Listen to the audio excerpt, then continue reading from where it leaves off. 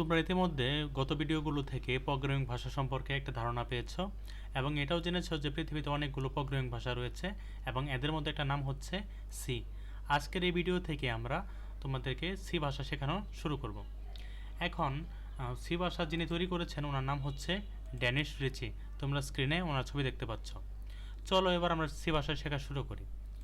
তো এখানে একটা স্ক্রিন দেখতে পাচ্ছ, এই স্ক্রিনে দুটি অংশ রয়েছে। বাম পাশে আমরা সি ভাষার কোড লিখব এবং এখানে এর ফলাফল দেখতে পারবো। এখন এই ভাষাটা শুরু করার আগে তোমাদেরকে বলে নিই, আমরা যে এখানে যে একটা চিহ্ন ব্যবহার করেছি তোমরা এদেরকে ফার্স্ট ব্র্যাকেট নামে চেনো, কিন্তু এটার নাম হচ্ছে প্যারেনথেসিস। এবং এটাকে তোমরা ইনভার্টেড কমা নামে চেনো, এটাকে বলা হয় ডাবল কোটেশন। তো আমরা যতবার এটা ইউজ করবো এটাকে প্যারেনথেসিস বলবো এবং এটাকে ডাবল কোটেশন বলবো। চলো এবার শুরু করি। এখন আমি এখানে যে লাইনগুলো লিখবো এগুলো তোমার এখনই বোঝার প্রয়োজন নাই। সব কিছু যে শুরুতে বুঝতে হবে ব্যাপারটা এমন না। আমি ঠিক পরের ভিডিওতে এই লাইনগুলোর ব্যাখ্যা তোমাদের সামনে আলোচনা করব।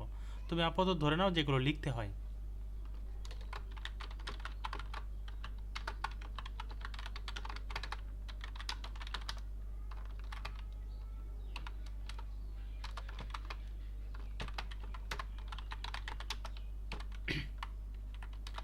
দেখো এখানে আমি বেশ কিছু লাইন লিখে ফেলেছি। এগুলো দেখতে তোমার কাছে কঠিন মনে হতে পারে, কিন্তু আপাতত এগুলোর বোঝার প্রয়োজন নাই। তুমি শুধু জেনে রাখো এটা হচ্ছে একটা প্রোগ্রামিং ভাষা এবং এই ভাষাটা কিন্তু কম্পিউটার সরাসরি বুঝতে পারে না। এটা হচ্ছে সোর্স কোড, এটাকে অবজেক্ট কোডে রূপান্তর করে তারপর কম্পিউটার বুঝতে পারে। এখন আমি যদি এখানে রান বাটনে ক্লিক করি তাহলে দেখবে এটার আউটপুটে কিন্তু কিছু আসে নাই। তো এবার আমি চাচ্ছি এখানে কিছু একটা লেখা প্রদর্শন করতে। তো কি প্রদর্শন করা যায়? ধরা যাক আমি টপ লাইন একাডেমি এই লেখাটা প্রদর্শন করব। তাহলে তুমি ভাবতে পারো এখানে টপ লাইন একাডেমি লিখে দিলেই তো হয়।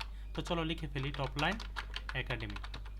এইবার আমি যদি রান করি তাহলে দেখবে এটা আসবে না, এরর শো করবে। দেখো এখানে কিন্তু এরর শো করেছে। এর কারণ হচ্ছে আমি কিন্তু সি ভাষাকে বলে দেই নাই যেটা প্রদর্শন করো। এখন এটাকে প্রদর্শন করো এটা বলে দেওয়ার জন্য আমাকে লিখতে হবে প্রিন্ট এফ।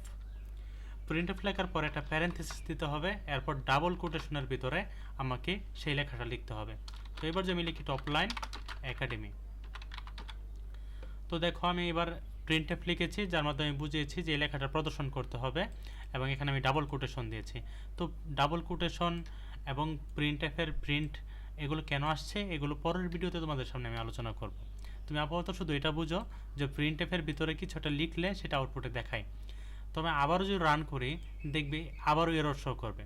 এর কারণ হচ্ছে সি ভাষায় বা প্রোগ্রামিং ভাষায় এটা হচ্ছে একটা স্টেটমেন্ট, আর প্রত্যেকটা স্টেটমেন্টের শেষে একটা করে সেমিকোলন দিতে হয়। তো আমি কিন্তু এখানে সেমিকোলন দিই নাই, যার কারণে এখানে একটা এরর দেখাচ্ছে।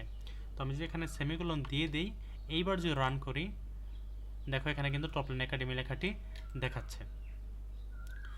তো আমি যদি এবার অন্য কিছু প্রদর্শন করতে চাই, আমি চাচ্ছি এইচএসসি আইসিটি প্রদর্শন করতে, তাহলে আমাকে লিখতে হবে প্রিন্ট এফ